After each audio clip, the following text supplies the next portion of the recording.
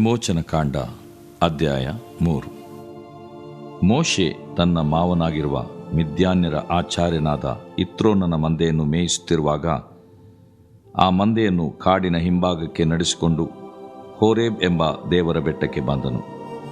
ಅಲ್ಲಿ ಮುಳ್ಳಿನ ಪೊದೆಯೊಳಗೆ ಉರಿಯುವ ಬೆಂಕಿಯಲ್ಲಿ ಯೆಹೋವನ ದೂತನು ಅವನಿಗೆ ಕಾಣಿಸಿಕೊಂಡನು. ಹೇಗೆಂದರೆ, ಅವನು ಒಂದು ಮುಳ್ಳಿನ ಪೊದೆಯನ್ನು ಕಂಡನು. ಆ ಪೊದೆಯು ಬೆಂಕಿಯಿಂದ ಉರಿಯುತ್ತಿದ್ದರೂ ಅದು ಸುಟ್ಟು ಹೋಗದೇ ಇತ್ತು. ಆಗ ಮೋಶೆ, ನಾನು ದಾರಿ ಬಿಟ್ಟು ಈ ಆಶ್ಚರ್ಯವನ್ನು ನೋಡಿ ಪೊದೆಯು ಸುಟ್ಟು ಹೋಗದೆ ಇರುವುದಕ್ಕೆ ಕಾರಣವನ್ನು ತಿಳುಕೊಳ್ಳುವೆನು ಅಂದುಕೊಂಡನು. ನೋಡುವುದಕ್ಕೆ ಅವನು ದಾರಿ ಬಿಟ್ಟದ್ದನ್ನು ಯೆಹೋವನು ಕಂಡನು. ದೇವರು ಆ ಪೊದೆಯೊಳಗಿಂದ ಮೋಶೆ ಮೋಶೆ ಎಂದು ಕರೆದನು. ಅದಕ್ಕವನು, ಇಗೋ ಇದ್ದೇನೆ ಅಂದನು. ದೇವರು ಅವನಿಗೆ, ನೀನು ಹತ್ತಿರ ಬರಬೇಡ, ನಿನ್ನ ಕಾಲಿನ ಕೆರಗಳನ್ನು ತೆಗೆದುಹಾಕು, ನೀನು ನಿಂತಿರುವ ಸ್ಥಳವು ಪರಿಶುದ್ಧ ಭೂಮಿ ಎಂದು ಹೇಳಿದನು. ಅದಲ್ಲದೆ ಆತನು, ನಾನು ನಿನ್ನ ತಂದೆಯ ದೇವರು, ಅಬ್ರಹಾಮನ ದೇವರು, ಇಸಾಕನ ದೇವರು, ಯಾಕೋಬನ ದೇವರು ಅಂದಾಗ ಮೋಶೆ ದೇವರನ್ನು ನೋಡುವುದಕ್ಕೆ ಭಯಪಟ್ಟು ಮುಖವನ್ನು ಮುಚ್ಚಿಕೊಂಡನು. ಆಗ ಯೆಹೋವನು, ಐಗುಪ್ತ ದೇಶದಲ್ಲಿರುವ ನನ್ನ ಜನರ ದುರವಸ್ಥೆಯನ್ನು ನೋಡಿದ್ದೇನೆ. ಬಿಟ್ಟಿ ಮಾಡಿಸುವವರ ವಿಷಯದಲ್ಲಿ ಅವರು ಇಟ್ಟ ಮೊರೆಯು ನನಗೆ ಕೇಳಿಸಿತು. ಅವರ ದುಃಖವನ್ನೆಲ್ಲ ನಾನು ಬಲ್ಲೆನು. ಆದ ಕಾರಣ ಅವರನ್ನು ಐಗುಪ್ತರ ಕೈಯೊಳಗಿಂದ ತಪ್ಪಿಸುವುದಕ್ಕೂ ಆ ದೇಶದಿಂದ ಬಿಡಿಸಿ ಹಾಲು ಜೇನು ಹರಿಯುವ ವಿಸ್ತಾರವಾದ ಒಳ್ಳೆಯ ದೇಶಕ್ಕೆ, ಅಂದರೆ ಕಾನಾನ್ಯರು, ಹಿತ್ತಿಯರು, ಅಮೋರಿಯರು, ಪೆರಿಜಿಯರು, ಹಿವ್ವಿಯರು, ಯೆಬೂಸಿಯರು ವಾಸವಾಗಿರುವ ದೇಶಕ್ಕೆ ನಡೆಸಿಕೊಂಡು ಹೋಗುವುದಕ್ಕೂ ಇಳಿದು ಬಂದಿದ್ದೇನೆ. ಈಗ ಕೇಳು, ಇಸ್ರಾಯೇಲರ ಕೂಗು ನನಗೆ ಮುಟ್ಟಿತು. ಐಗುಪ್ತರು ಅವರಿಗೆ ಕೊಡುವ ಉಪದ್ರವವನ್ನು ನಾನು ನೋಡಿದ್ದೇನೆ. ಆದದರಿಂದ ನನ್ನ ಜನರಾಗಿರುವ ಇಸ್ರಾಯೇಲರನ್ನು ಐಗುಪ್ತ ದೇಶದಿಂದ ಹೊರಗೆ ಬರಮಾಡುವುದಕ್ಕೆ ನಿನ್ನನ್ನು ಫರೋಹನ ಬಳಿಗೆ ಕಳುಹಿಸುತ್ತೇನೆ, ಬಾ ಅಂದನು. ಮೋಶೆ ದೇವರಿಗೆ, ಫರೋಹನ ಸನ್ನಿಧಾನಕ್ಕೆ ಹೋಗುವುದಕ್ಕೂ ಇಸ್ರಾಯೇಲರನ್ನು ಐಗುಪ್ತ ದೇಶದಿಂದ ಕರೆದುಕೊಂಡು ಬರುವುದಕ್ಕೂ ನಾನು ಎಷ್ಟರವನು ಎಂದು ಹೇಳಿದನು. ಅದಕ್ಕೆ ದೇವರು, ನಾನೇ ನಿನ್ನ ಸಂಗಡ ಇರುವೆನು, ಮತ್ತು ನೀನು ನನ್ನ ಜನರನ್ನು ಐಗುಪ್ತ ದೇಶದಿಂದ ಹೊರಗೆ ತಂದಾಗ ನೀವು ಈ ಬೆಟ್ಟದಲ್ಲೇ ದೇವರನ್ನು ಆರಾಧಿಸುವಿರಿ. ನಿನ್ನನ್ನು ಕಳುಹಿಸಿದವನು ನಾನೇ ಎಂಬುದಕ್ಕೆ ಇದೇ ನಿನಗೆ ಗುರುತಾಗಿರುವುದು ಅಂದನು. ಮೋಶೆ ದೇವರಿಗೆ, ನಾನು ಇಸ್ರಾಯೇಲರ ಬಳಿಗೆ ಬಂದು ನಿಮ್ಮ ಪಿತೃಗಳ ದೇವರು ನನ್ನನ್ನು ನಿಮ್ಮ ಬಳಿಗೆ ಕಳಿಸಿದ್ದಾನೆಂದು ಹೇಳಿದಾಗ, ಒಂದು ವೇಳೆ ಅವರು ಆತನ ಹೆಸರೇನೆಂದು ನನ್ನನ್ನು ಕೇಳಿದರೆ ನಾನೇನು ಉತ್ತರ ಕೊಡಬೇಕು ಎನ್ನಲು, ದೇವರು ಅವನಿಗೆ, ಇರುವಾತನೇ ಆಗಿದ್ದೇನೆ. ನೀನು ಇಸ್ರಾಯೇಲರಿಗೆ, ಇರುವಾತನೆಂಬವನು ನನ್ನನ್ನು ನಿಮ್ಮ ಬಳಿಗೆ ಕಳುಹಿಸಿದನು ಎಂದು ಹೇಳಬೇಕು. ದೇವರು ಮೋಶೆಗೆ ಮತ್ತೂ ಹೇಳಿದ್ದೇನೆಂದರೆ, ನೀನು ಇಸ್ರಾಯೇಲ್ಯರಿಗೆ, ನಿಮ್ಮ ಪಿತೃಗಳಾದ ಅಬ್ರಹಾಮ, ಇಸ್ಸಾಕ, ಯಾಕೋಬರ ದೇವರಾಗಿರುವ ಯೆಹೋವನು ನನ್ನನ್ನು ನಿಮ್ಮ ಬಳಿಗೆ ಕಳುಹಿಸಿದ್ದಾನೆ ಎಂದು ಹೇಳಬೇಕು. ಇದು ಸದಾಕಾಲಕ್ಕೂ ನನ್ನ ಹೆಸರು, ಇದು ತಲತಲಾಂತರಕ್ಕೂ ನನ್ನನ್ನು ಸ್ಮರಿಸಬೇಕಾದ ನಾಮ. ನೀನು ಹೋಗಿ ಇಸ್ರಾಯೇಲರ ಹಿರಿಯರನ್ನು ಕೂಡಿಸಿ ಅವರಿಗೆ, ನಿಮ್ಮ ಪಿತೃಗಳ ದೇವರು, ಅಂದರೆ ಅಬ್ರಹಾಮ, ಇಸ್ಸಾಕ, ಯಾಕೋಬರ ದೇವರು ಆಗಿರುವ ಯೆಹೋವನು ನನಗೆ ದರ್ಶನ ಕೊಟ್ಟು ನಿಮ್ಮ ವಿಷಯದಲ್ಲಿ ನಾನು ನಿಮ್ಮಲ್ಲಿ ಲಕ್ಷ್ಯವಿಟ್ಟು ಐಗುಪ್ತ ದೇಶದಲ್ಲಿ ನಿಮಗೆ ಸಂಭವಿಸಿದ್ದನ್ನೆಲ್ಲ ತಿಳಿದುಕೊಂಡಿದ್ದೇನೆ. ಐಗುಪ್ತ ದೇಶದಲ್ಲಿ ನಿಮಗುಂಟಾಗಿರುವ ದುರವಸ್ಥೆಯಿಂದ ನಿಮ್ಮನ್ನು ತಪ್ಪಿಸಿ ಹಾಲು ಜೇನು ಹರಿಯುವ ದೇಶಕ್ಕೆ, ಅಂದರೆ ಕಾನಾನ್ಯರು, ಹಿತ್ತಿಯರು, ಅಮೋರಿಯರು, ಪೆರಿಜಿಯರು, ಹಿವ್ವಿಯರು, ಯೆಬೂಸಿಯರು ವಾಸವಾಗಿರುವ ದೇಶಕ್ಕೆ ಬರಮಾಡುವೆನೆಂದು ನಿರ್ಣಯಿಸಿದ್ದೇನೆ ಎಂಬುದಾಗಿ ನನಗೆ ಹೇಳಿದನೆಂದು ತಿಳಿಸು. ಅವರು ನಿನ್ನ ಮಾತಿಗೆ ಕಿವಿಗೊಡುವರು. ನೀನು ಇಸ್ರಾಯೇಲ್ಯರ ಹಿರಿಯರೂ ಐಗುಪ್ತ ದೇಶದ ಅರಸನ ಬಳಿಗೆ ಹೋಗಿ ಅವನಿಗೆ, ಇಬ್ರಿಯರ ದೇವರಾಗಿರುವ ಯೆಹೋವನು ನಮಗೆ ಪ್ರತ್ಯಕ್ಷನಾದನು. ಆದದರಿಂದ ನಾವು ಅರಣ್ಯದಲ್ಲಿ 3 ದಿನದ ಪ್ರಯಾಣದಷ್ಟು ದೂರ ಹೋಗಿ ನಮ್ಮ ದೇವರಾದ ಯೆಹೋವನಿಗೋಸ್ಕರ ಯಜ್ಞ ಮಾಡಬೇಕಾಗಿದೆ. ಅಪ್ಪಣೆಯಾಗಬೇಕೆಂದು ಕೇಳಿಕೊಳ್ಳಿರಿ. ಐಗುಪ್ತದ ಅರಸನೋ ಎಷ್ಟು ಬಲಾತ್ಕಾರ ಮಾಡಿದರೂ ನಿಮ್ಮನ್ನು ಬಿಡುವುದಿಲ್ಲವೆಂದು ತಿಳಿದಿದ್ದೇನೆ. ಆದ ಕಾರಣ ನಾನು ಕೈ ಚಾಚಿ ಐಗುಪ್ತ ದೇಶದ ಮಧ್ಯದಲ್ಲಿ ಮಹತ್ಕಾರ್ಯಗಳನ್ನು ಮಾಡಿ ಅದನ್ನು ನಾನಾ ವಿಧವಾಗಿ ಬಾಧಿಸುವೆನು.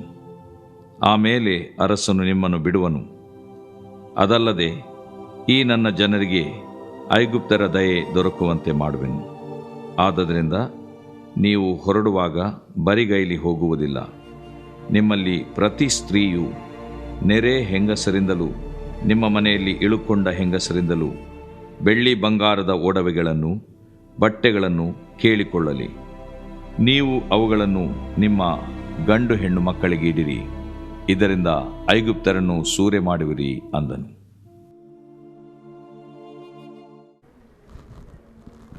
ದೇವರು ಪ್ರೀತಿಸುವ ಪ್ರಿಯರೇ, ಇಂದಿನ ನಮ್ಮ ಧ್ಯಾನ ಮತ್ತು ಅಧ್ಯಯನ ವಿಮೋಚನಕಾಂಡ 3ನೇ ಅಧ್ಯಾಯ, the book of Exodus chapter 3. 2ನೇ ಅಧ್ಯಾಯದಲ್ಲಿ ಏನಾಯ್ತು ಅನ್ನುವಂಥದ್ದು ನಾವು ಸ್ವಲ್ಪ ನೆನಪಿಗೆ ತಂದುಕೊಳ್ಳೋಣ. 2ನೇ ಅಧ್ಯಾಯ ವಿಮೋಚನಕಾಂಡದಲ್ಲಿ ನಡೆದಂಥ ಒಂದು ಘಟನೆ ಏನಂದರೆ, ಮೋಶೆಯ ಜನನದ ಬಗ್ಗೆ ಮತ್ತು ಬಾಲ್ಯದ ಬಗ್ಗೆ ನಾವು ನೋಡ್ತೇವೆ. ಒಂದು ಚಿಕ್ಕ ಮಗು, 3 ತಿಂಗಳ ಮಗು, ತಾಯಿ ಇಬ್ರಿಯ 11ನೇ ಅಧ್ಯಾಯದ ಪ್ರಕಾರವಾಗಿ ನಂಬಿಕೆಯಿಂದ ತಂದೆ ಬಚ್ಚಿಡ್ತಾರೆ ಕೂಸನ್ನು. ಯಾಕಂದರೆ ಗೌರ್ಮೆಂಟ್ ಸರ್ಕಾರದ, ಐಗುಪ್ತ ಸರ್ಕಾರದ ಒಂದು ನಿಯಮ ಏನಂತ ಹೇಳಿದ್ರೆ, ಇಬ್ರಿಯರ ಗಂಡು ಕೂಸನ್ನು ನೈಲ್ ನದಿಯಲ್ಲಿ ಬಿಸಾಡಿಬಿಡ್ಬೇಕಂತ ಹೇಳ್ಬಿಟ್ಟು. ಆದರೆ ಗಂಡು ಮಗು ಹುಟ್ಟಿದ್ದರಿಂದ ಲೇವಿಯ ಕುಲದ ವ್ಯಕ್ತಿ ಏನು ಮಾಡ್ತಾರೆ, ಹಾಗೆ ಹೆಂಡತಿ ಸಮೇತವಾಗಿ ಅದನ್ನು ಬಚ್ಚಿಡ್ತಾರೆ. 3 ತಿಂಗಳು ಬಚ್ಚಿಟ್ಟ ಮೇಲೆ ನಾವು ಮುಂದೆ ಬಚ್ಚಿಡ್ಲಿಕ್ಕೆ ಆಗಲ್ಲ ಅಂತ ಹೇಳ್ಬಿಟ್ಟು ಅದನ್ನು ಒಂದು ಆಪಿನ ಪೆಟ್ಟಿಗೆಯಲ್ಲಿ ಆ ಕೂಸನ್ನು ಇಟ್ಟು ಜೇಡಿ ಮಣ್ಣು ರಾಳ ಹಚ್ಚಿ ಅದನ್ನು ನೈಲ್ ನದಿ ಹತ್ರನೇ ತಗೊಂಡು ಹೋಗಿಬಿಟ್ಟಾಗ, ಅದೇ ಸಂದರ್ಭದಲ್ಲಿ ರಾಜಕುಮಾರಿ ಸ್ನಾನ ಮಾಡಲಿಕ್ಕೆ ಅಂತ ಹೇಳ್ಬಿಟ್ಟು ಬಂದು ಆ ಕೂಸನ್ನು ಆ ಪೆಟ್ಟಿಗೆಯಿಂದ ನೋಡಿಬಿಟ್ಟು ಇದು ಇಬ್ರಿಯರ ಕೂಸು ಆಗಿರ್ಬೇಕಂತಿದ್ದಾಗ, ಅಷ್ಟರೊಳಗೆ ದೂರದಿಂದ ಆ ಕೂಸಿನ ಅಕ್ಕ ನೋಡ್ತಾ ಇರ್ತಾಳೆ.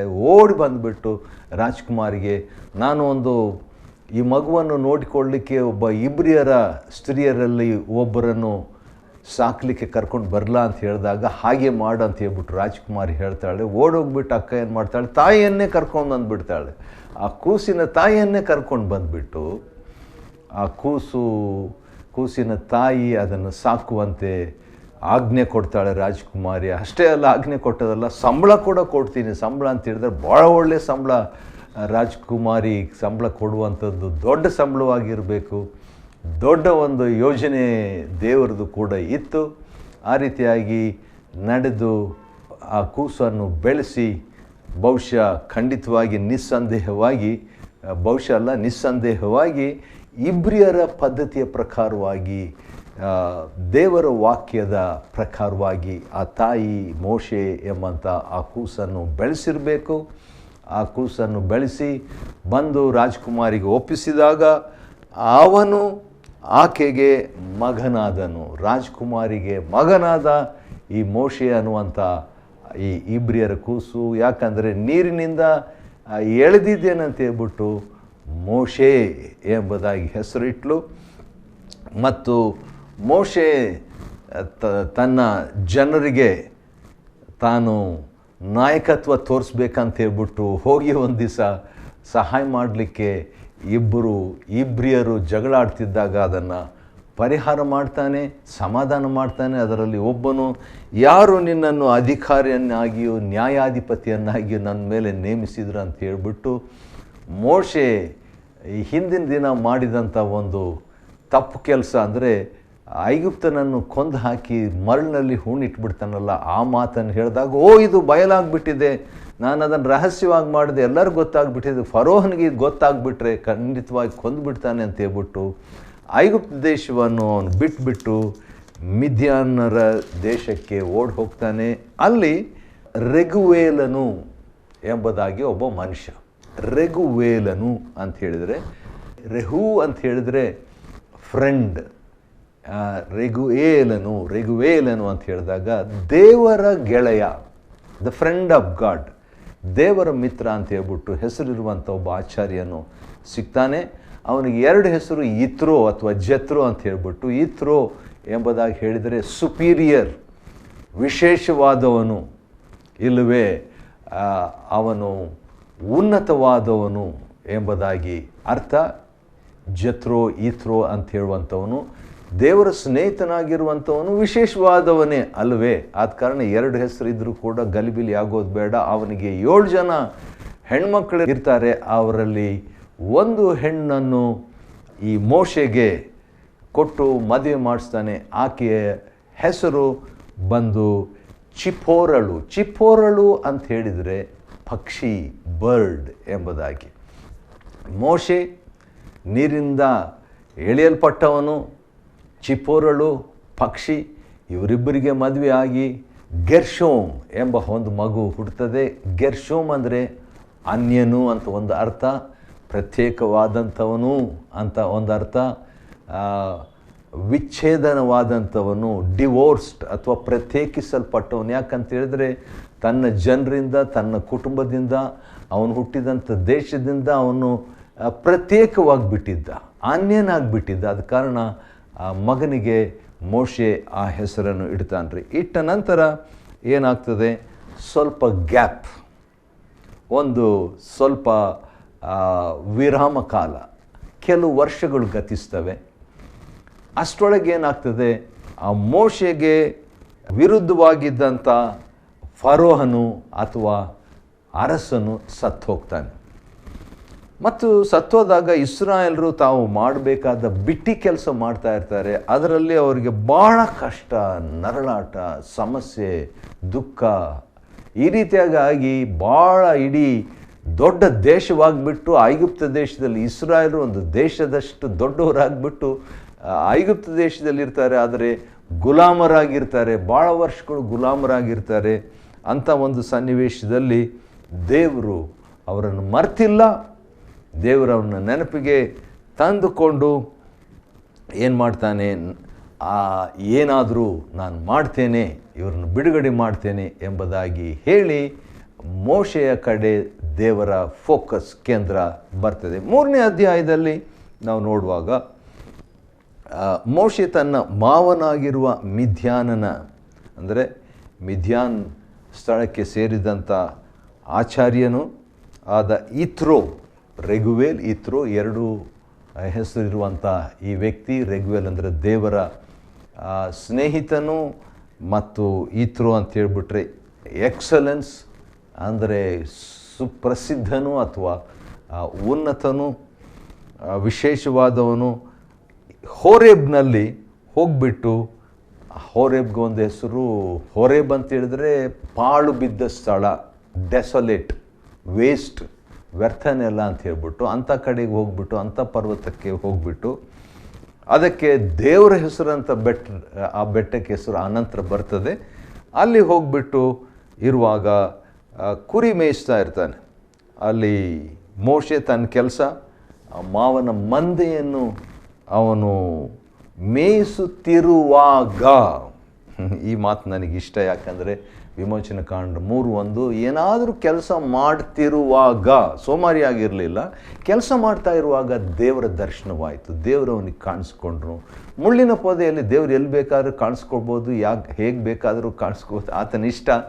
ಇಲ್ಲಿ ಮುಳ್ಳಿನ ಪೊದೆಯೊಳಗೆ ಉರಿಯುವ ಬೆಂಕಿಯಲ್ಲಿ ಯೆಹೋವನ ದೂತನು, ಮೊದಲು ಯೆಹೋವನ ದೂತನು ಅಂತ ವಿಮೋಚನ ಕಾಂಡ 3:2, ಆನಂತರ ವಿಮೋಚನ ಕಾಂಡ 3:4 ಯೆಹೋವನಂತಿದೆ, ಯೆಹೋವನ ದೂತನಂತಿಲ್ಲ. ಆನಂತರ ಅದೇ ವಿಮೋಚನ ಕಾಂಡ 3:4 ಯೆಹೋವನ ದೂತನಂತಿಲ್ಲ, ಯೆಹೋವನಂತಿಲ್ಲ, ದೇವರು ಎಂಬುದಾಗಿದೆ. ಆದ ಕಾರಣ ದೇವರ ದರ್ಶನವಾಯಿತು. ಇದು ಯೇಸು ಕ್ರಿಸ್ತನು ತಾನೇ ಯೆಹೋವನ ದೂತನಾಗಿ ಯೇಸು ಕ್ರಿಸ್ತನು ಕಾಣಿಸಿಕೊಂಡಂಥದ್ದು ಎಂಬುದಾಗಿ ಹೇಳಿದರೂ ತಪ್ಪಾಗಲಾರದು. ಸರಿ ಇರಲಿ. ದೇವರು ಕಾಣಿಸಿಕೊಂಡು ಮೋಶೆ ಮೋಶೆ ಎಂಬುದಾಗಿ ದೇವರು, ಆತನ ಸ್ಟೈಲು, ದೇವರ ಸ್ಟೈಲು, ದೇವರ ವಿಧಾನ, ಸೌಲನೇ ಸೌಲನೇ, ಸಮುವೇಲನೇ ಸಮುವೇಲನೇ, ಅಬ್ರಹಾಮನೇ ಅಬ್ರಹಾಮನೇ, ಯಾಕೋಬನೇ ಯಾಕೋಬನೇ, ಇಲ್ಲಿ ಕೂಡ ಮೋಶೆ ಮೋಶೆ ಅಂತ ಕರೆದಾಗ ಈಗೋ ಇದ್ದೇನೆ ಅಂತ ಹೇಳ್ಬಿಟ್ಟು ವಿಮೋಚನ ಕಾಂಡ 3:4 ಪ್ರತಿಕ್ರಿಯೆಯನ್ನು ಮೋಶೆ ಕೊಡ್ತಾನೆ. ಆಗ ದೇವರು, ನೀನು ಹತ್ತಿರ ಬರಬೇಡ, ನಿನ್ನ ಕಾಲಿನ ಕೆರಗಳನ್ನು ನೀನು ತೆಗೆದು ಹಾಕು, ನೀನು ನಿಂತಿರುವಂಥ ಸ್ಥಳ ಪರಿಶುದ್ಧವಾದದ್ದು. ದೇವರು 3-4 ವಿಷಯವನ್ನು ಮೋಶೆಗೆ ಮೊಟ್ಟ ಮೊದಲನೇ ಬಾರಿಯಾಗಿ ದೇವರು ಕಾಣಿಸ್ಕೊಂಡು ಮಾತಾಡ್ತಾನೆ. ಈ ಮನುಷ್ಯನ ಹತ್ರ, ಮೋಶೆ ಹತ್ರ ಮೊಟ್ಟ ಮೊದಲನೇದಾಗಿ ಪರಿಶುದ್ಧತೆಯ ಬಗ್ಗೆ ದೇವರು ಮಾತಾಡ್ತಾನೆ. ಎರಡನೇದಾಗಿ, ನಾನು ನಿನ್ನ ತಂದೆಯ ದೇವರು ಎಂಬುದಾಗಿ ಹೇಳ್ತಾನೆ. ಅಂದರೆ ಅಬ್ರಹಾಂ, ಈಸಾಕು, ಯಾಕೋಬರ ದೇವರು ಎಂಬುದಾಗಿ ಹೇಳಿಬಿಟ್ಟು ಮೋಶೆ ದೇವರನ್ನು ನೋಡಲಿಕ್ಕೆ ಭಯಪಡ್ತಾನೆ, ಮುಖವನ್ನು ಮುಚ್ಕೊಳ್ತಾನೆ. ಯಾಕಂದರೆ ದೇವದರ್ಶನ ಅವನಿಗೆ ಆದಾಗ ಅದು ಭಾಳ ಪ್ರಕಾಶವುಳ್ಳಂಥ ಒಂದು ಅನುಭವ ಆಗಿತ್ತು. ಮೊಟ್ಟ ಮೊದಲನೇದಾಗಿ ಎಷ್ಟೋ ಸಾರಿ ಕುರಿ ಮೇಯಿಸ್ತಾ ಇದ್ದ, ಮಂದೆಯನ್ನು ಮೇಯಿಸ್ತಾ ಇದ್ದ, ಆದರೆ ಆವತ್ತಿನ ದಿವಸ ಒಂದು ವಿಚಿತ್ರ ಅನುಭವ. ಎಷ್ಟೋ ಸಾರಿ ಆ ಮುಳ್ಳಿನ ಪೊದೆಯನ್ನು ನೋಡ್ತಾ ಇದ್ದ, ಆವತ್ತಿನ ದಿವಸ ವಿಚಿತ್ರವಾದಂಥ ಒಂದು ಅನುಭವ ಹೋರೇಬ್ ಬೆಟ್ಟದಲ್ಲಿ, ದೇವರ ಬೆಟ್ಟದಲ್ಲಿ ಅವನಿಗಾಯಿತು. ದೇವರು ಕಾಣಿಸ್ಕೊಂಡಿದ್ದರಿಂದ ದೇವರ ಬೆಟ್ಟ ಎಂಬುದಾಗಿ ಅದಕ್ಕೆ ಹೆಸರು. ಹಾಳು ಬಿದ್ದಂಥ ಬೆಟ್ಟ ಈಗ ದೇವರ ಬೆಟ್ಟವಾಗಿಬಿಡ್ತು. ದೇವರು ಮಾಡೋ ಕೆಲಸ ಇದೆ. ಗಣನೆಗೆ ಬಾರದವರು, ಹಾಳಾದಂಥವರು, ವ್ಯರ್ಥವಾದಂಥವ್ರನ್ನು ದೇವರು ತನ್ನ ದರ್ಶನದಿಂದ ತನ್ನವರನ್ನಾಗಿ ಮಾಡಿಬಿಡ್ತಾನೆ. ದೇವರು ಹಾಳು ಬಿದ್ದಂಥವ್ರನ್ನು, ಗಣನೆಗೆ ಬಾರದಂಥವ್ರನ್ನು 1 ಕೊರಿಂಥ 1 ಪ್ರಕಾರವಾಗಿ ದೇವರ ಪ್ರತಿನಿಧಿಗಳಾಗಿ ಮೌಲ್ಯವನ್ನು ಕೊಡ್ತಾನೆ. ದೇವ್ರ ನಾಮಕ್ಕೆ ಸ್ತೋತ್ರವಾಗಲಿ. ಅನಂತರ ಯೆಹೋವನು ಐಗುಪ್ತದಲ್ಲಿರುವ ನನ್ನ ಜನರು, ದೇವರು ನೋಡ್ರಿ ತನ್ನ ಜನರನ್ನು ಮರೆತಿಲ್ಲ.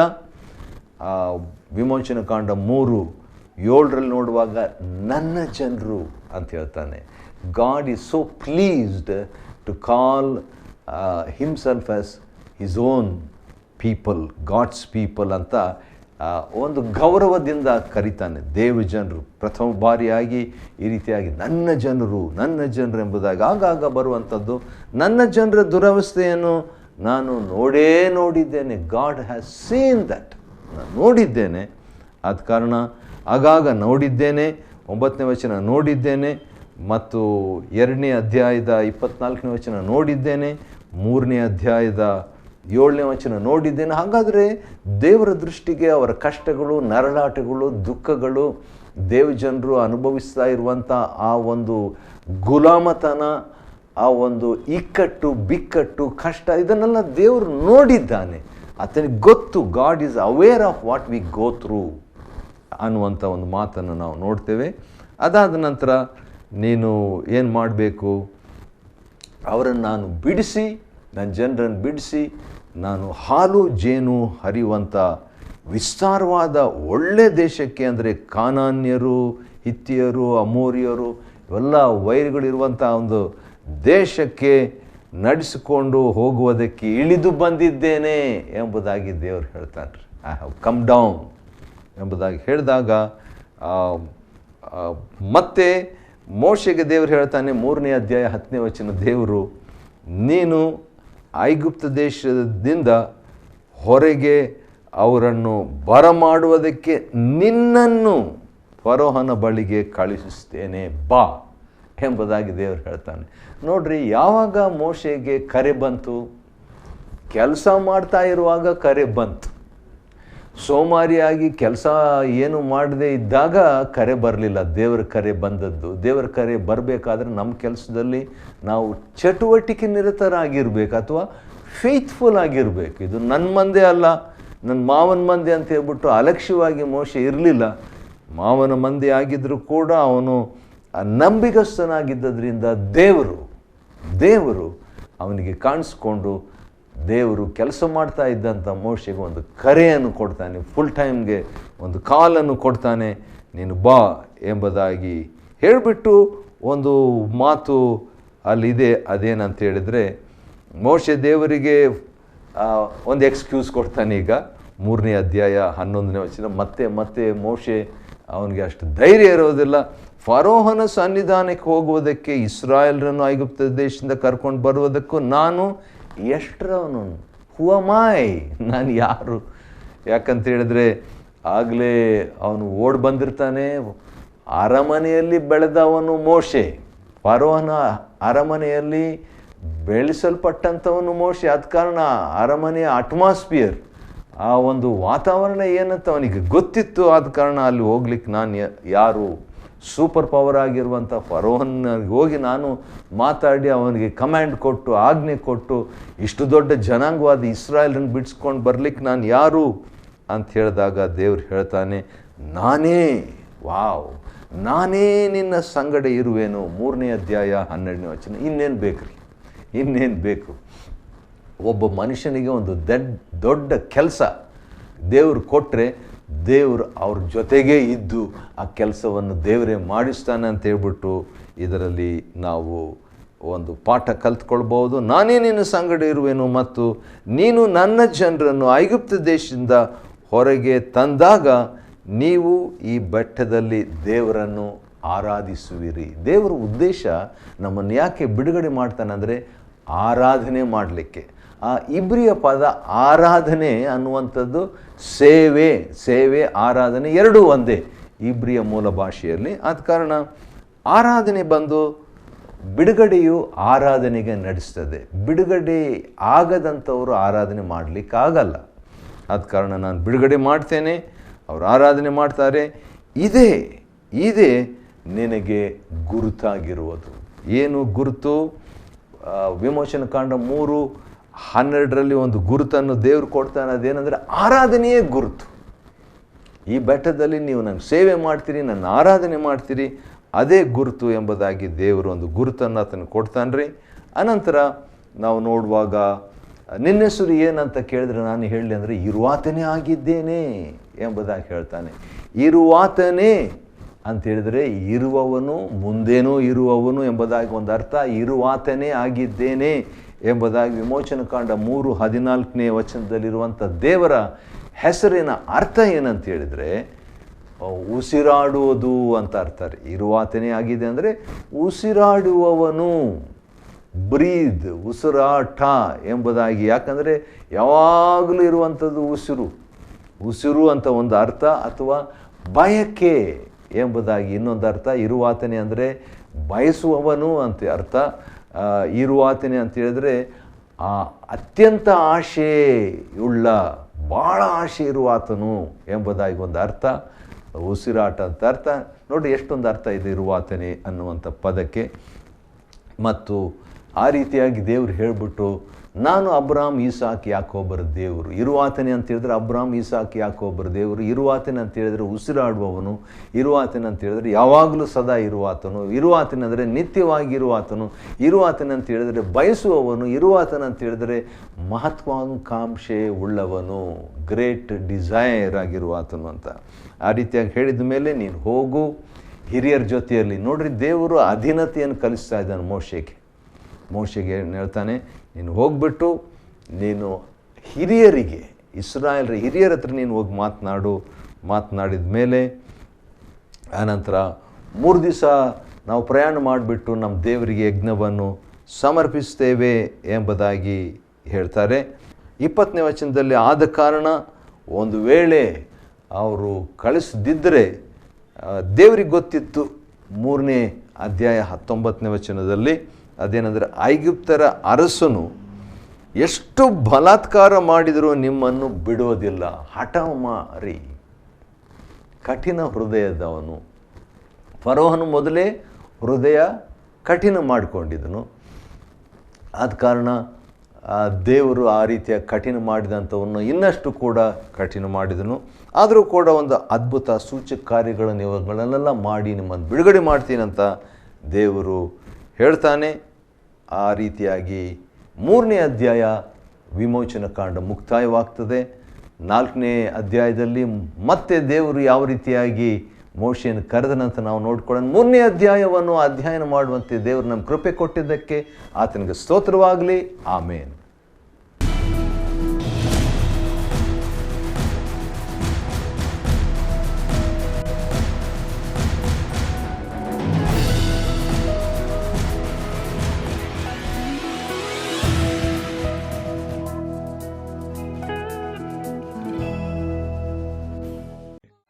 Chapter 3. Now Moses kept the flock of Jethro his father-in-law, the priest of Midian, and he led the flock to the backside of the desert, and came to the mountain of God, even to Horeb. And the angel of the Lord appeared unto him in a flame of fire out of the midst of a bush. And he looked, and behold, the bush burned with fire, and the bush was not consumed. And Moses said, I will now turn aside, and see this great sight, why the bush is not burnt. And when the Lord saw that he turned aside to see, God called unto him out of the midst of the bush, and said, Moses, Moses. And he said, Here am I. And he said, Draw not nigh hither, put off thy shoes from off thy feet, for the place whereon thou standest is holy ground. Moreover he said, I am the God of thy father, the God of Abraham, the God of Isaac, and the God of Jacob. And Moses hid his face, for he was afraid to look upon God. And the Lord said, I have surely seen the affliction of my people which are in Egypt, and have heard their cry by reason of their taskmasters, for I know their sorrows. And I am come down to deliver them out of the hand of the Egyptians, and to bring them up out of that land unto a good land, and a large, unto a land flowing with milk and honey, unto the place of the Canaanites, and the Hittites, and the Amorites, and the Perizzites, and the Hivites, and the Jebusites. Now therefore, behold, the cry of the children of Israel is come unto me, and I have also seen the oppression wherewith the Egyptians oppress them. Come now therefore, and I will send thee unto Pharaoh, that thou mayest bring forth my people, the children of Israel, out of Egypt. And Moses said unto God, Who am I, that I should go unto Pharaoh, and that I should bring forth the children of Israel out of Egypt? And he said, Certainly I will be with thee, and this shall be a token unto thee, that I have sent thee. When thou hast brought forth the people out of Egypt, ye shall serve God upon this mountain. And Moses said unto God, Behold, when I come unto the children of Israel, and shall say unto them, The God of your fathers hath sent me unto you, and they shall say to me, What is his name? What shall I say unto them? And God said unto Moses, I am that I am. And he said, Thus shalt thou say unto the children of Israel, I am hath sent me unto you. And God said moreover unto Moses, Thus shalt thou say unto the children of Israel, The Lord God of your fathers, the God of Abraham, the God of Isaac, and the God of Jacob, hath sent me unto you. This is my name forever, and this is my memorial unto all generations. Go and gather the elders of Israel together, and say unto them, The Lord God of your fathers, the God of Abraham, of Isaac, and of Jacob, appeared unto me, saying, I have surely visited you, and seen that which is done to you in Egypt. And I have said, I will bring you up out of the affliction of Egypt unto the land of the Canaanites, and the Hittites, and the Amorites, and the Perizzites, and the Hivites, and the Jebusites, unto a land flowing with milk and honey.